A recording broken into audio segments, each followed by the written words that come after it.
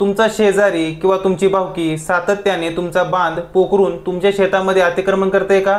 आणि तुम्हालाही असं वाटतंय की माझ्या शेताचं एकदाशी मला मोजणी करून माझा बांध फिक्स करायचा आहे आणि हा बांध पुन्हा पोखरू नये किंवा फोडू नये, म्हणून जो फोडतोय त्याच्या विरुद्ध कोर्टाने त्याला ताकीद द्यावी.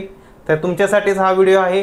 तर कोर्टामध्ये मोजणी दावा कसा करावा आणि कोर्टामार्फत जो बांध पोखरत आहे, फोडत आहे, त्याच्या विरुद्ध ताकीद कशी मिळवावी याबाबतची संपूर्ण माहिती आज आपण या व्हिडिओमध्ये पाहणार आहोत. तर व्हिडिओ संपूर्ण पहा. चला तर मग पाहूया.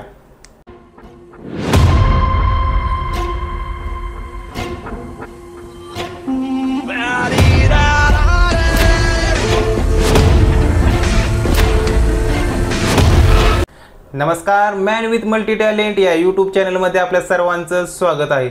मोजणीचा दावा कसा करायचा असतो आणि मोजणी करण्यासाठी कोणकोणत्या कागदपत्रांची आवश्यकता आहे?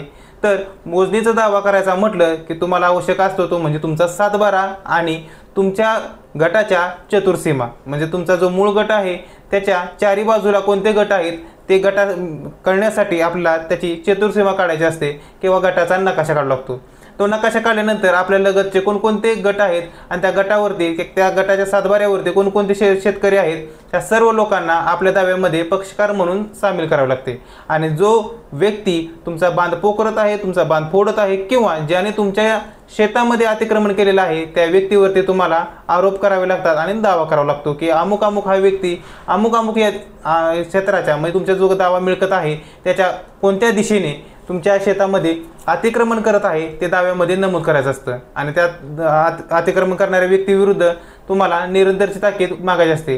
ती ताकीद जी असते की त्या व्यक्तीने पुन्हा तो बांध फोडू नये, पोखरू नये आणि तुमच्या शेतामध्ये अतिक्रमण करू नये याबाबतची ती मागणी असते. मग हा दावा तयार करत असताना या दाव्यासोबत जी जोडायची कागदपत्रे असतात तो म्हणजे तुमचा सातबारा, तुमच्या लगतचे सातबारे, तुमच्या चतुर्सीमा, या सगळ्या गोष्टी त्याच्यामध्ये नमूद करून त्या जोडाव्या लागतात. या जोडल्यानंतर तुमचा दावा कोर्टामध्ये दाखल होतो. दावा कोर्टामध्ये दाखल झाल्यानंतर दाव्याला नंबर पडतो आणि त्यासाठी पहिली तारीख पडते. तारीख पडल्यानंतर कोर्ट जे तुमचे लगतचे शेतकरी आहेत ज्यांना तुम्ही तुमच्या दाव्यामध्ये प्रतिवादी म्हणून समाविष्ट केलेले आहे त्यांना कोर्ट नोटीस काढतं. आता हे नोटीस काढल्यानंतर ते लोक तुमच्या केसमध्ये हजर होत असतात. हजर झाल्यानंतर ज्या व्यक्तीने तुमचा बांध पोखरलेला आहे, बांध फोडलेला आहे किंवा तुमचं तो क्षेत्र जास्त खात असेल तर तो व्यक्तीचं त्या दाव्याला ऑब्जेक्शन असतं. इतर जे शेतकरी असतात शक्यतो त्यांचं काही ऑब्जेक्शन नसतं. मग अशा वेळी तुम्ही कोर्ट कमिशनचा अर्ज द्यायचा आहे, कारण तुम्ही फक्त कोर्टाकडे मोजणी करायची आहे म्हणून कोर्टाकडे येऊ शकत नाही, कारण तुम्ही मोजणी ऑफिसला जाऊन डायरेक्टली मोजणीची मागणी करू शकता. पण आपल्याला काय हवं असतं की त्या व्यक्तीला आपण मोजणी केल्यानंतर त्या व्यक्तीनं जो समोरचा व्यक्ती आहे त्यांनी पुन्हा बांध फोडू नये म्हणून आपण कोर्टाकडे निरंतरची ताकीद सुद्धा मागायसाठी आलेला असतो आणि म्हणूनच तुमचा हा दावा कोर्टामध्ये आलेला असतो.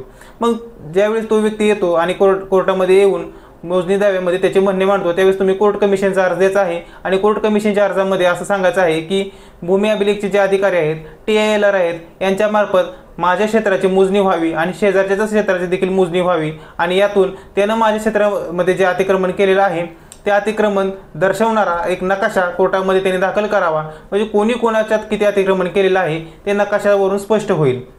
आणि असा अतिक्रमण दर्शवणारा नकाशा त्या मोजणीदारानं किती दिवसामध्ये द्यायचं ते कोर्ट त्यामध्ये ठरवून देत असतं की ॲज पॉसिबल लवकरात लवकर त्यांनी मोजणी करून जे अतिक्रमण दर्शवणारा नकाशा आहे तो लवकरात लवकर तसा रिपोर्ट कोर्टामध्ये दाखल करावा.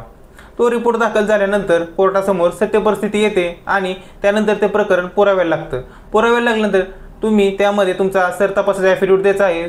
जर त्यांनी बांध फोडलेला असेल तर तसं बघितलेलं किंवा फोडताना पाहिलेला आपला जो कोणी साक्षीदार असेल तो साक्षीदार देखील ज्यांनी दावा केलेला आहे त्यांनी द्यायचा आहे. तसंच ज्यांनी मोजणी केलेलं आहे त्यांची देखील तपास किंवा त्यांचं देखील चीफ क्रॉस त्यामध्ये होत असतं.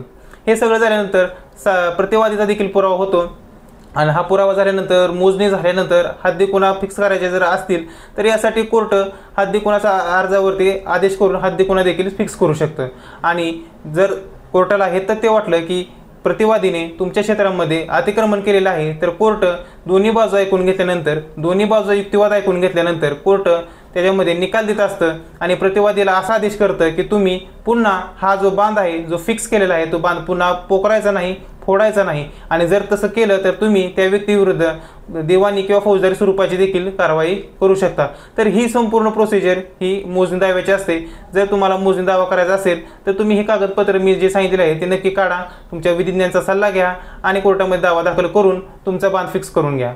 आणि अशाच कायदेशीर माहिती जाणून घेण्यासाठी आमच्या चॅनलला सबस्क्राईब करा आणि व्हिडिओ आवडल्यास व्हिडिओला लाईक करा। धन्यवाद।